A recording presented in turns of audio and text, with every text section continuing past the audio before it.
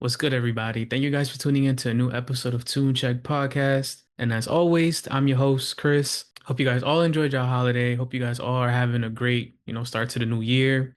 Don't start off the new year with negativity, just jump in straight positivity and you'll be all right. But yeah, I'm excited for this year. There's a lot of stuff that's gonna drop this year, a lot of stuff that's gonna happen.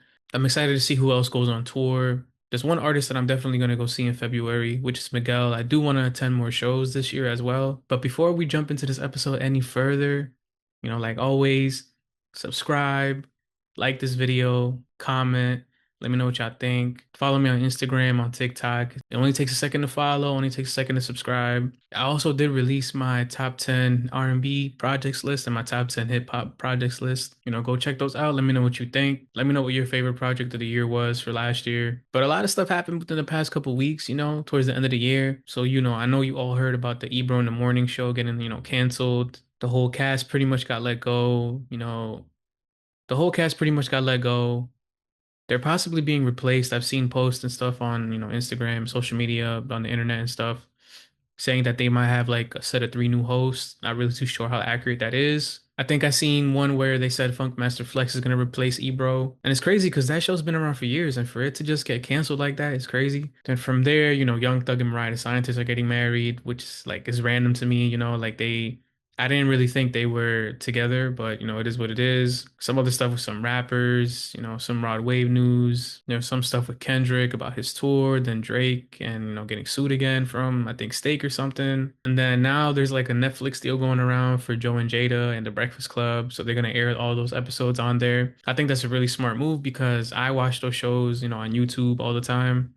So being able to watch them on Netflix does make it easier, but I do love using my YouTube app. Like I'm a YouTube person. I'm always on there watching videos, like anything random, like anything that pops up on my feed, I just watch it. But I'm also excited to see like what other shows they're gonna incorporate into that, lineup, if they're gonna add any more shows, or maybe this is just to see how like many viewers they could generate. But I think it's a smart move making all these podcasts like easily accessible, not just on like, Apple, or hopefully one day I'll be on Netflix, but it is what it is. But I think this is dope. I think it's fire, make it easier to watch your favorite, podcasters, all your favorite shows like that. And then another thing that happened towards the end of the year, when I think what like middle December, when 21, well, obviously it's about 21 Savage, but after he dropped this album, he started like this whole F the Streets movement.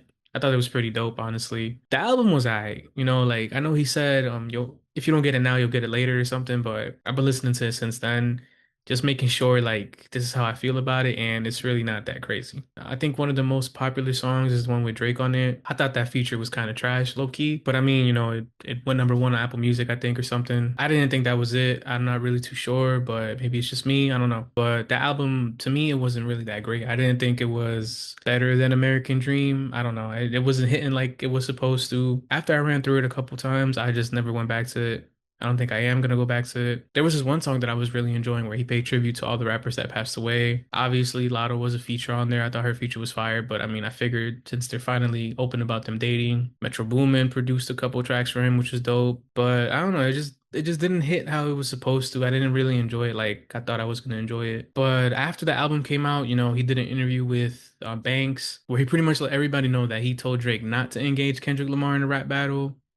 Clearly Drake didn't listen, and he pretty much was like, there's no reason for him to, engage in that. He's already number one.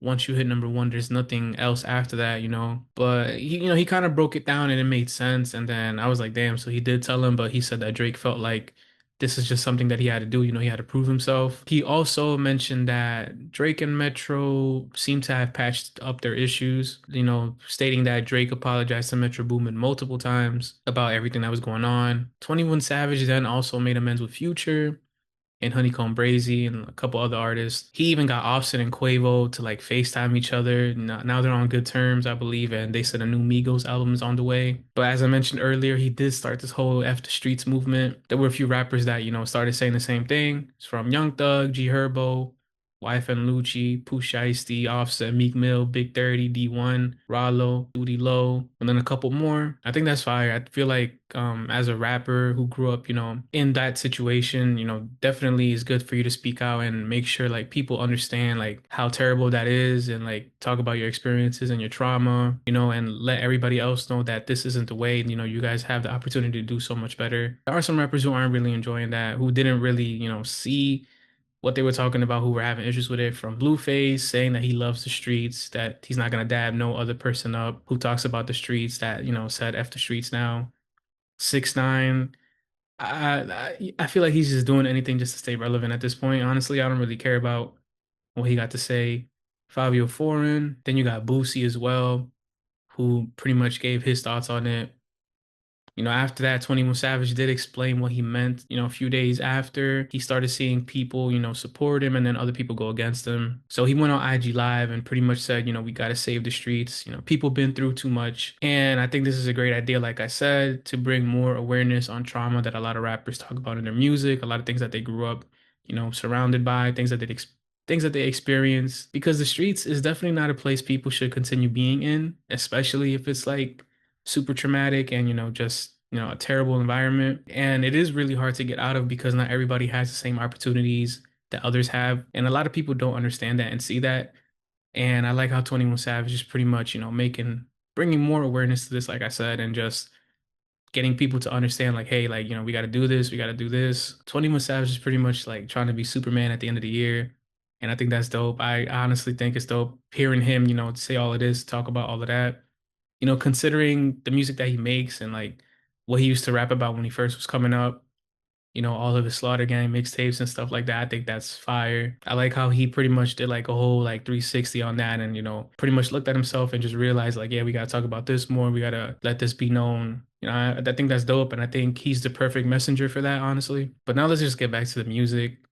So 2026 is honestly going to be stacked with so many releases. So far, we got Rod Wave dropping this year. Gunna X Offset, they're dropping their project. Black is dropping his new album. Nicki Minaj also said she's dropping this year. Don Toliver has been saying that he's going to drop his album Octane. Playboy Cardi's been teasing Baby Boy. You got Glorilla, who's going to drop her album. Then you got V's, Kalani, who's been saying that she's working on an album that's coming out soon. Rick Ross possibly might drop this year. Roddy Ricch might push back his album again. I'm not sure if he's gonna drop. Then you got Baby Keem, who's possibly dropping.